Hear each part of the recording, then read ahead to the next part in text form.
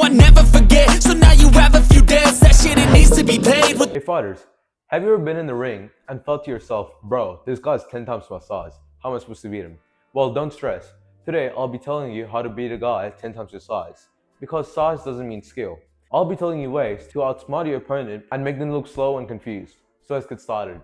Now usually, big fighters like to take over all the space by throwing big and heavy punches. They usually like to swing and push you into one corner.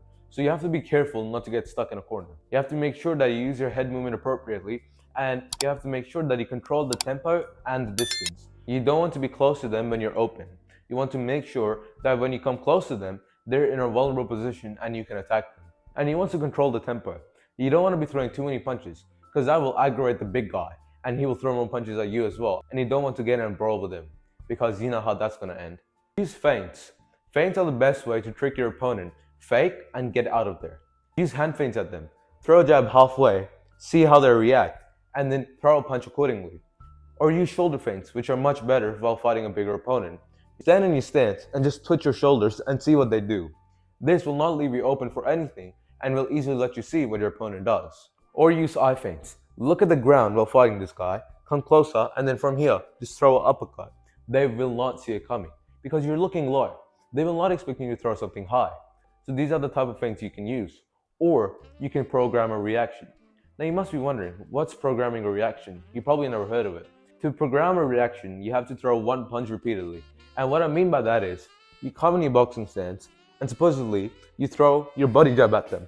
And you see what they do. Then, you come close, you throw your body jab again, you step back. Then, you come close, body jab, and you keep doing this 3 to 4 times. And now, the next time you come in close, and you bend, they're gonna think you're throwing a body jab again, and then from there you can see what they're open to. Do they bring their hands down? Do they step back? What do they do? Do they turn their body to block the jab? And after seeing how they react, you can feint that body jab and you can throw something else. And what I like to throw is an overhand. So just here, halfway, and he brings his hands down, and then from here, that's it. These are the ways you can beat a bigger opponent, by using feints, by programming a reaction. And since you're smaller, you're much faster. The big guy can't do things like you. They can't use head movement effectively. They can't use footwork effectively. So use it against them.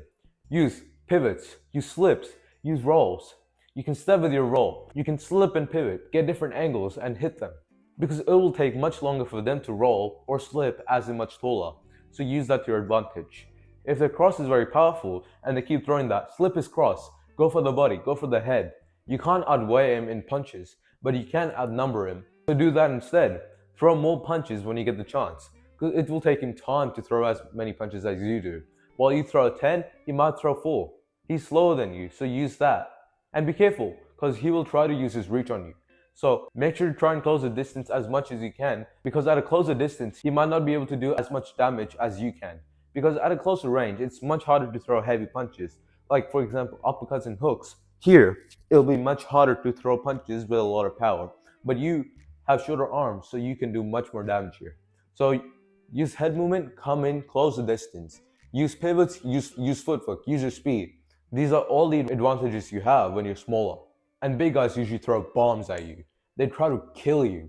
So what you want to do is use that to your advantage. Because after they throw a really heavy punch, it's going to take them time to bring it back. So use the time in between, close the gap, close the distance, get in and hit them. And you want to be careful where you hit them. Because if you just hit them in the stomach, it won't affect them much. They're bigger than you. They can take those punches with ease, but you can't. So you want to throw them somewhere where it hurts. For example, their liver or the kidney. You want to hit them straight in the nose. You want to hit them in the jaw. You want to hit them in the chin. These are the most dangerous places where you can punch. So punch there. Don't waste time throwing punches at the stomach. Another place that you can throw a punch at, which is very effective, is their chest. Because big guys seem to get really out of breath very quickly. They lose stamina very quick. So use that to your advantage too.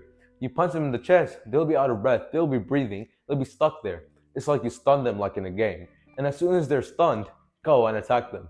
This is the easiest way you can deal damage. And you probably won't knock them out, but make sure to land more punches. Because the more punches you have, the better. This will help you win the match. Because if there's no knockout in the match, they obviously look at how many punches each person has thrown and landed.